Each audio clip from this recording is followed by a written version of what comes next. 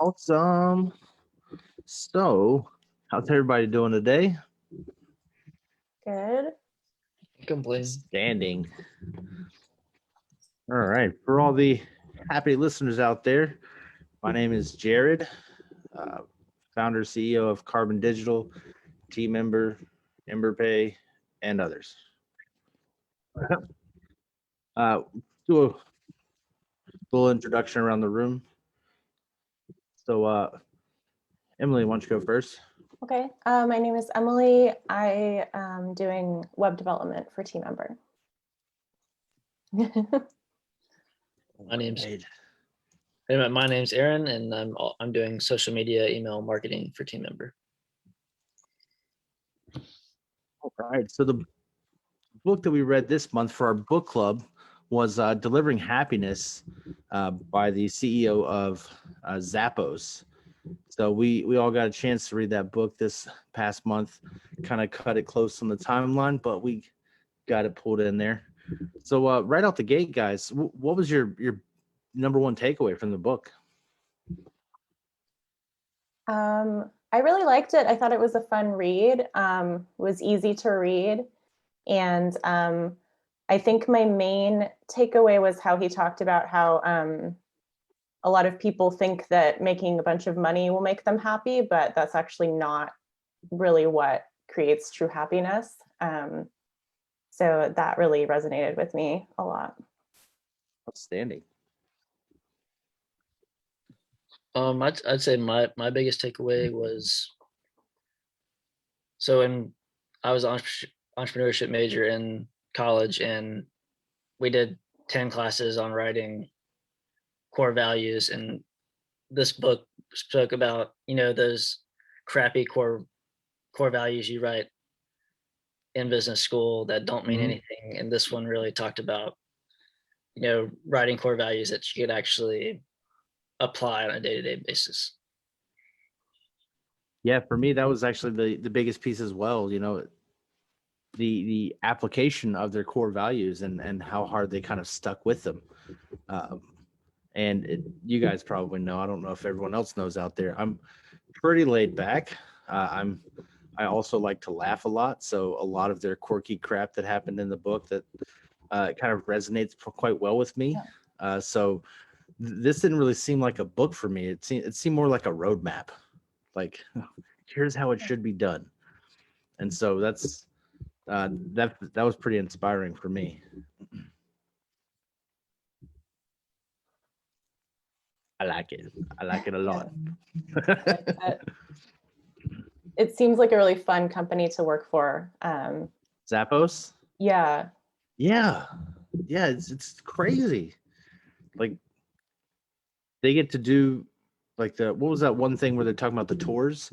Where like every department does some crazy stuff. Yeah, I liked bring in new people. When they were talking about the employee sign-in too, you get like a picture of one of the other employees and you have to identify them when you're signing in for work or something like that. Yeah, I thought that was really cool because I've worked for like really big companies before and didn't know anyone. And I like that idea of trying to get people to know each other. Yeah. Yeah, I thought that was pretty good as well. I was looking at like, so you and I are like developers, so it's how do you implement that? Yeah.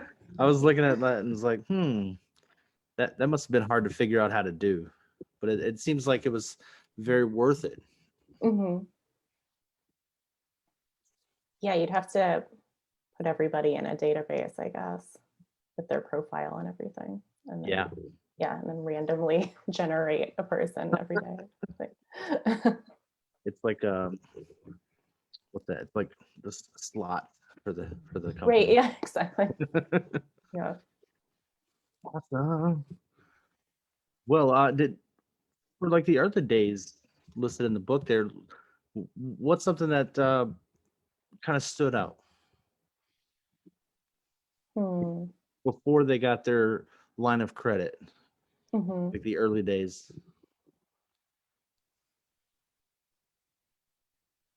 I mean, I think what stood out to me is just being willing to put that much time and energy into something that you don't know will work out. Like that's always kind of scary for me to invest your whole life in something if you don't know that it's going to work out. So I thought that was really admirable.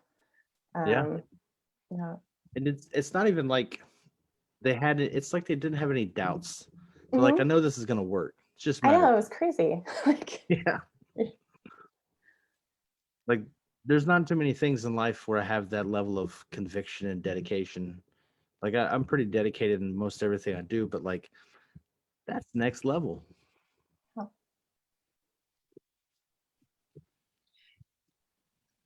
It's What about you, probably Aaron? What'd you pick up it's, on in the early days? oh, I was just say it's probably also a little bit easier to have that kind of conviction when you have however many millions of dollars in right. the He bank. had some Well money. played, sir. Yeah, definitely. That'll give you some confidence, I'm sure. Yeah. Yeah. That gives you a little leeway to like buy half of a building Right. Yeah. where everyone can live. Yeah, it's weird. It's like their link exchange is what the early days was called there. Yeah. It's almost like that was a whim of like dumb luck. Like they just stepped into it and it just played out in their favor, you know? Yeah. And it's crazy But because like I remember those early, like mid to late 90s websites with the banner ads on the top. It mhm. was really fun to know where that came from because I remember seeing those a lot. Yeah, that's pretty sure that's the original version of modern day advertising. Mhm. Yeah. I mean, that's kind of how Mark Cuban got his start too, was in the .com boom. I think his was sports radio Mhm. online. That's where he got his first millions. Yeah, it's almost like the person who invents a time machine should go back to like the 90s and reinvent everything. Yes. We'll go back to the 60s and invent the internet before it comes Right. out in the 70s. Yeah. Go back and then write all the good music, you know, something crazy like that. Well, one of the things I found interesting was actually at the end of the book, Mhm. the like the happiness section, and really the section after that as well. But the happiness section where it talks about the different frameworks of happiness, and you can see the progression of the book as they get to that realization that what they're doing is actually delivering happiness, and then that's where all the explanation of all the different happiness frameworks come into play. And some of that is how they actually applied that, and I thought that was really interesting. Trying to when you look at stuff like that, it's like, how can this be applied to my situation, right? How can this be applied internally? And it looks like more books are on the horizon because they referenced a few in there. But it's really interesting to see how that played out, and the things that they did to actually deliver happiness. It's crazy. Yeah. I mean, I've never worked for a company that was really concerned about whether or not I was happy, like they, Yeah, it's always like profit margin driven, yeah, maximize your like profits. sure, do you enjoy your job? But like that's a different question from are you actually happy with where you are in life and all of that. Definitely. So yeah. Yeah, that's kind of the same take. There's a guy, I think he's out of Seattle, maybe. Um, his company's called Gravity Payments, and he was on the internet a few years ago saying how he set his starter price, starter annual salary for all of his employees at 70K a year, Mhm. and everyone thought he was crazy. And Yeah. then, yeah, they all thought he was crazy, and so the whole premise of this was one of his employees was looking at getting another job because of that, and so he's like, well, why can't I just pay you more? Yeah, Mhm. that works. Go figure.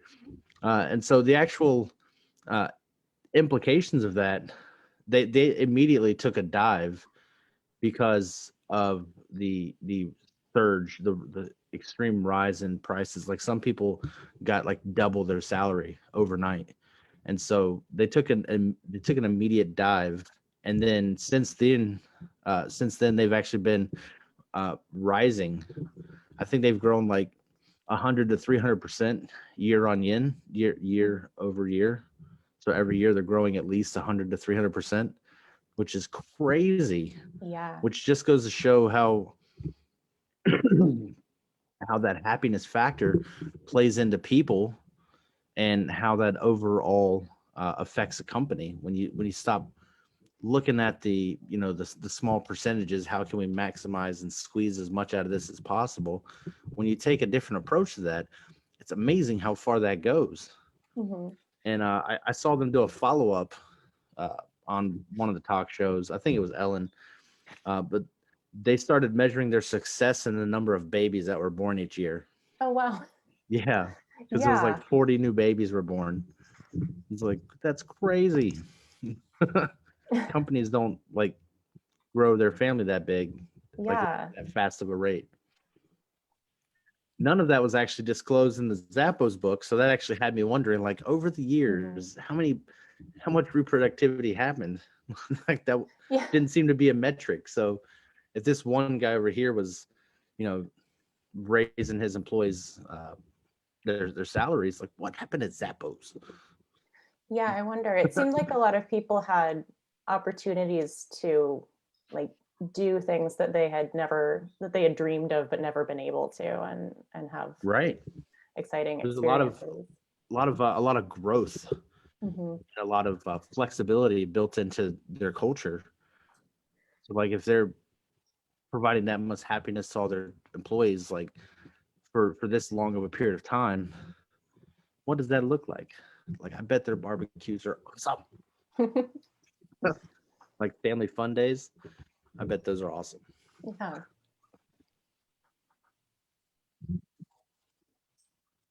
All right. Well, yeah, there's a whole lot of different stuff.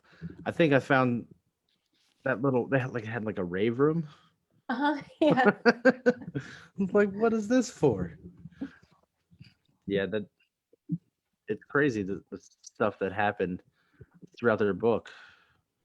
Yeah, he had a So really crazy life. I mean, like climbing Mount Kilimanjaro and stuff. That was so cool. yeah, the thing that it was, see, I was reading that and I'm like, okay, if your company's going under, like, where do you find the time, Right.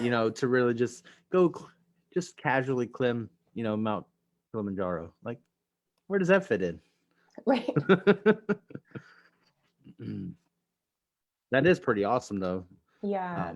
I've been to Mount Fuji. That's a pretty big mountain as well. Yeah, I've been near Mount Fuji. I've been down at the lake where you can see it. Well, you can see it from pretty far away. So. Yeah, I've been. It's the lake is called Kawaguchiko, I think. It's like up there in the mountains. That's a little. That's not directly south.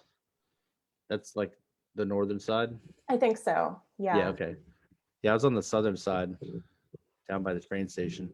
Oh yeah. Okay. Nice. Yeah. There's a on the southern side of the mountain. Actually, that's where samurai used to train. Oh, that's And so super now cool. there's a base there as well right now. So training still happens there. Not the same, but still happens. Definitely pretty sweet. So, did you guys see like the last couple of pages where you can actually send the CEO an email and get a hard copy of their culture book? Yeah. So it's got Yeah. the website. Yeah, all of their websites and Super cool. references, and you can send them an email. Like, I don't know if that's going to go to him. I know how emails work, but still, that's pretty sweet. Yeah. So I definitely actually plan on getting a hard copy and basically crawling that whole website to see what's visible and Nice. Yeah. seeing what can be seen, kind of going through it all. I want to know how many. There had to be at least like 5 people for that first culture book that just like said something like off the wall terrible about the company. and they were just like, oh, not a culture fit.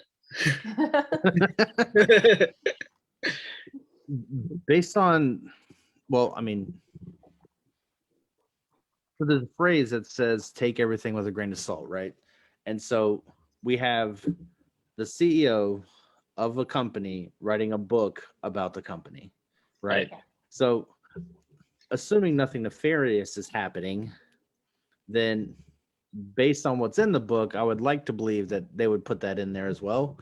Be like, you know what, we fucked up. Let's make sure we fix that. And take that whole like the review concept for how you would work with customers when they give a bad review. That's actually the best time to actually get them to be more loyal, just based on how you react to that, right? So Yeah, for sure. I think by putting that in the book, that actually gives them the opportunity to address that more fairly and more accurately, and then further boost their culture while building up that loyalty even more than it seems like they already had.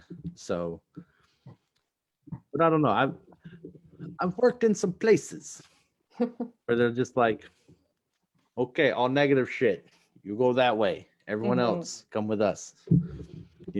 So in a normal place, I wouldn't doubt it, but I mean, it doesn't seem like Zappos is that kind of place, Yeah, I'm sure it is a positive place overall. I just like I think before that they wrote the culture book, there were the employees that clearly didn't make the cut.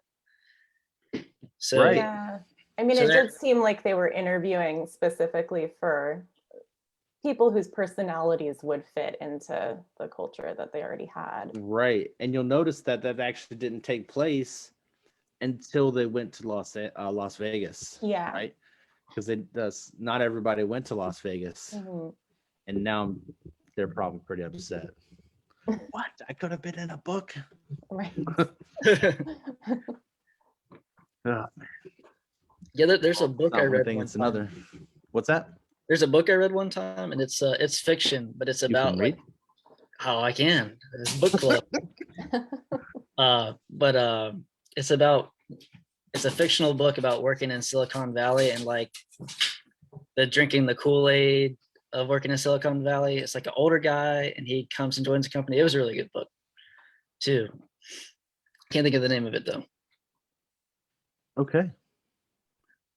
So don't drink the Kool-Aid.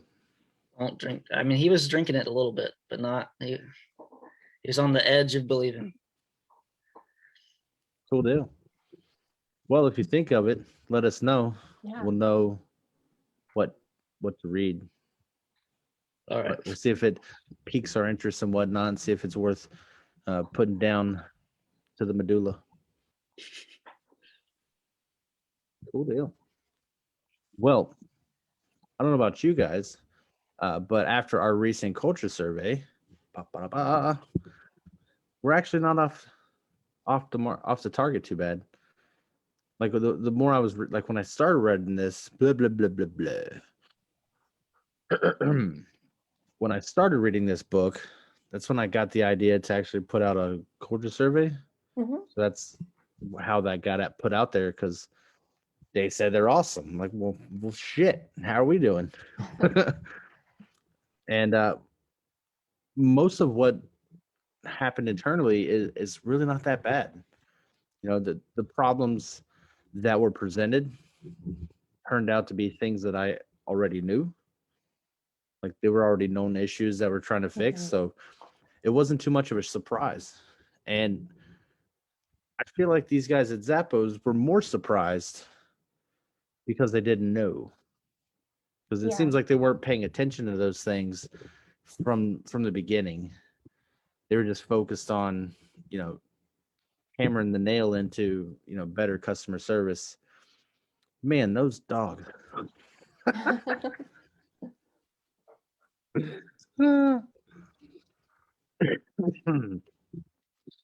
Yeah, dude. So the fact that we're coming out strong so early in the game, I feel very good about that. And one of the biggest lessons from this book is that, like, I got to do better. I got to do more to make sure that we can enjoy what we do and, become more of an expert in what we do and see how we can take that to the next level, right? Because the way that they present customer service is exactly the way it should be presented for a product-based business, right? And so the fun challenge that we have is to how do we translate that into a service-based business? And so there's probably people out there who have done it and done it well, but none of them are writing books like Zappos, right? So that's kind of the roadmap. I don't know if I would say a check in the box, but it's like everything they're doing is right where we want to be. You know, like even the culture stuff. Like I was reading their core values. I'm like, yep, yep, yep, yep. Just like, why can't we have all those? Well, that sounds great. Yeah. So I'm hoping to actually utilize this as kind of a guiding light, a beacon, if you will, to kind of make sure that we're pointed in that same direction as well. Because if a college dropout can go that far, and I'm 2 classes away from finishing, I'd say that I got a leg up.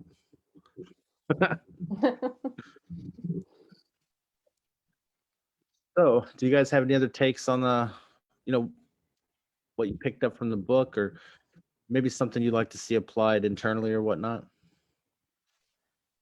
Hmm.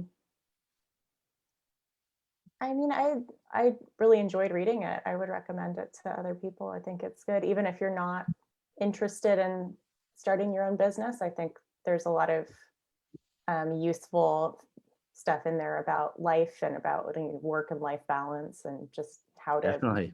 figure out what makes you happy in your life. So I thought that it was a really useful book. Yeah. Outstanding. I think like the hardest thing about, or one of the hardest things about working remotely is that connection, getting that connection with your Yeah, definitely. coworkers. It's, Yeah. we have the group chat or, the water cooler or stuff like that. And I think this is a good way of kind of addressing that and getting face to face. Mhm. But it's just not, it's not the same. And No. I mean, I'm 24 and I've worked half of that remotely, and I think I've chose Team. I want to be around people. That's what I need. You know what I mean? Yeah. You mean like physically be around people? Yeah. Yeah, that's something I need too. Like this only works so far for me.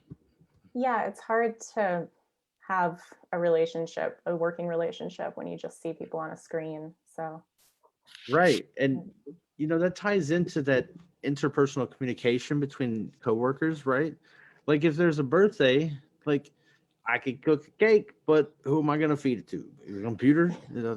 Is Wally gonna pop out and eat it all up? Just simple things like that, It's like And you don't know how you miss like stupid inside jokes and stuff like that. That you whenever just you're don't. typing Mhm. versus like seeing them face to face. Yeah, Um, most definitely. All kinds of stuff tied into that. That's why my goal is to actually build a facility or create a facility for us, um, have us all located in one place, which seems rather impossible at the moment because if you look at the demographics on where everybody's located, there's no two people located in the same region. So lots of finagling to try to figure that out. But I'm hoping that's actually something we could do in the future. Put together an actual office space because I'm a big believer in the traditional workplace where you actually go to work to do your work, and then when you leave work, you're off work, and it's really hard to draw those lines, when we're all working from home, and so that's my goal. Standing.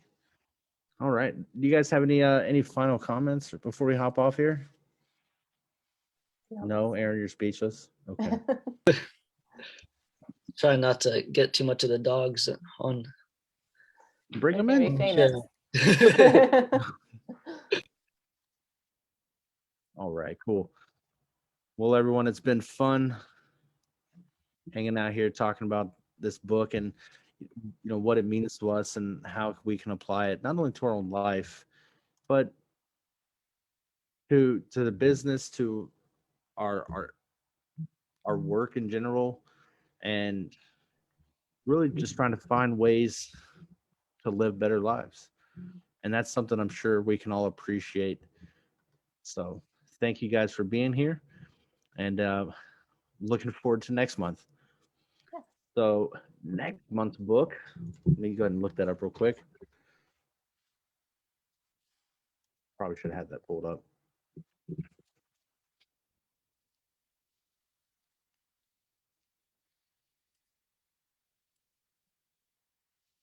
Here we go. Next month's book, 7 Rules of Highly Effective People. So that's going to be fun. Talking about being more efficient. So I like that. All right, guys. Well, thanks for the time, and we'll keep on keeping on. It's a good Friday. Not the Good Friday, a Good Friday. Like, every Friday is a Good Friday, right? Right. So until next time, guys out there in Facebook All right. world, take it easy. Have a good one. Have a Later. good weekend.